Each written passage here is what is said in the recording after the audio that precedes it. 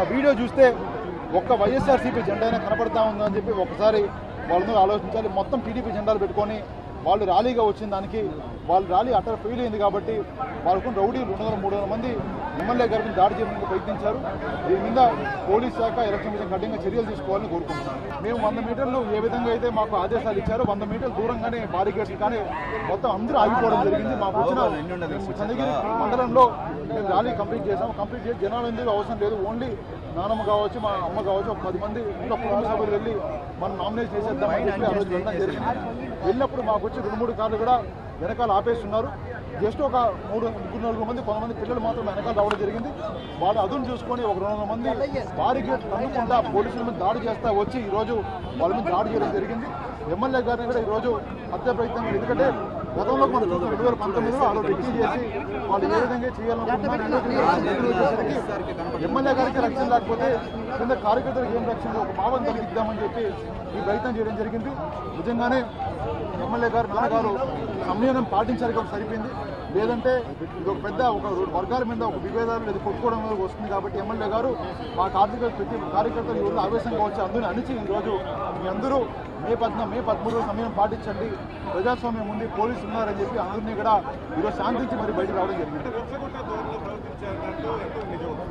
అంటే ఏ విధంగా రెచ్చగొట్టాం, ఎందుకంటే నాన్న కారులో బయటకు వచ్చాడు, కారు గ్యాస్లు మూసుంటాయి, దాన్ని రెచ్చగొట్టే మాట్లాడారు, ఏదో ఒకటి చేసి రెచ్చగొట్టాను. ఎక్కడ నాన్నగారు ఒక మాట మాట్లాడేది కాదు.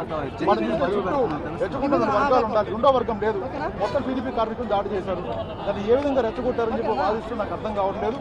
ఇంత తప్పు చేసి కూడా వాళ్ళు సమర్థించుకుంటున్నారంటే నిజంగానే వాళ్ళ ధైర్యానికి నిజంగా ఏమన్నా నాకు అర్థం కావట్లేదు. ప్రజలందరూ గమనిస్తున్నారు. ఇలాంటివన్నీ ప్రజలు చంద్రగిరి ప్రజలు కోరుకుంటున్నారు. నిన్న మీడియా మీరు చూశారండి, వైసీపీ నాయకులు ముందొచ్చారు. టైం అయిపోతా ఉంటే నేను హోండా యాక్టివ్లో ఎంపీ గారిని తీసుకొని స్పీడ్గా వచ్చా. గేట్లు దోసుకొని ఒక 20 మందో 30 మందో కార్యకర్తలు వచ్చినారు. నేను కూడా వెళ్ళేటప్పుడు నన్ను చూసి జై జగన్ జై చెవిరెడ్డి అన్నారంట. అన్నప్పుడు మా కార్యకర్తలు జై చంద్రబాబు నాయుడు జై నాని అన్నారంట. అప్పుడు అక్కడ తొండవాడ సర్పంచ్ కొడుకు వల్ల ఇది స్టార్ట్ అయింది. అతను ఎవరు? నీ ప్రధాన అనుచరుడు, అందరినీ నోరు పారేసుకునే వ్యక్తి, అందరినీ అమ్మబూతులు తిట్టే వ్యక్తి, పెద్ద ఆయన నుంచి లోకేష్ బాబు గురించి, చంద్రబాబు నాయుడు గురించి, పవన్ కళ్యాణ్ గురించి, మోడీ గారి గురించి ఎవరిని బట్టి వాడిని లెక్క లేకుండా మాట్లాడే వ్యక్తి అతను కొడుకు జెండాను తీసి తొక్కాడు. తెలుగుదేశం పార్టీ కుటుంబ సభ్యులకి ఎవరికైనా తెలుగుదేశం జెండా కానీ తెలుగుదేశం కండం అంటే కూడా మాకు దైవంతో సమానం. తొక్కిన వెంటనే తట్టుకోలేక తోశారు. అవి కూడా ఉన్నాయి. నేను మీ దగ్గర ఎవరు రప్చర్ చేసింది? వాళ్ళే. తోసినాక నువ్వు నీతో పాటు మంచి ప్రతినిధులు అంటే తొయ్యి వదలాలి. రాళ్ళు ఎవరు వేశారు? మీరు రెడీగా రాళ్ళు పెట్టుకున్నారు కదా, మాకు దొరకలేదు కదా రాళ్ళు కుప్ప మీరు పెట్టుకున్నారు కదా ముందు రోజే తెచ్చుకొని. ఎవరు ప్రీ ప్లాన్ దీంట్లో? అవుట్ గేట్ ఆ గేట్ కాడ రాళ్ళు కుప్ప ఉంది. నీ ఈరోజు అన్నీ తీసుకున్న ఫోటోలు. ఒక తట్టు ఉంది కదా, తట్టు రాళ్ళు వేస్తున్నారు తెచ్చి, అంటే అంతా ప్రీ ప్లానే కదా. మీరు మేము ప్రీ రానా? మేము చేస్తుంటే మేము కూడా రాళ్ళు ఎదురు వేసుకుంటాం కదా. దీన్ని బట్టి ఆలోచించండి ప్రీ ప్లాన్ ఎవరని. నేను కారులో వెళ్తూ చెవిరెడ్డి గారి కుటుంబానికి సంబంధించిన మహిళా సోదరులపైన రాళ్ళు వేపిస్తే నన్ను కూడా కొడతారు, ఆవేశం. కానీ మా వాళ్ళు రాళ్ళతో కొట్ల.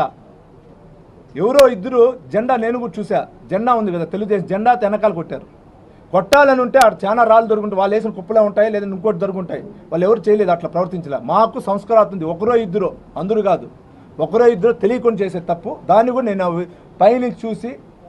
పైనుంచి దండం పెట్టి నేను నామినేషన్ రిటర్న్ చేస్తాను, మీరు కానీ ఏదైనా గలాటా చేస్తే దిగొస్తానని చెప్పంపించినాక అందరూ సైలెంట్ అయినారు. నా ప్రవర్తన ఆ విధంగా ఉంటుంది.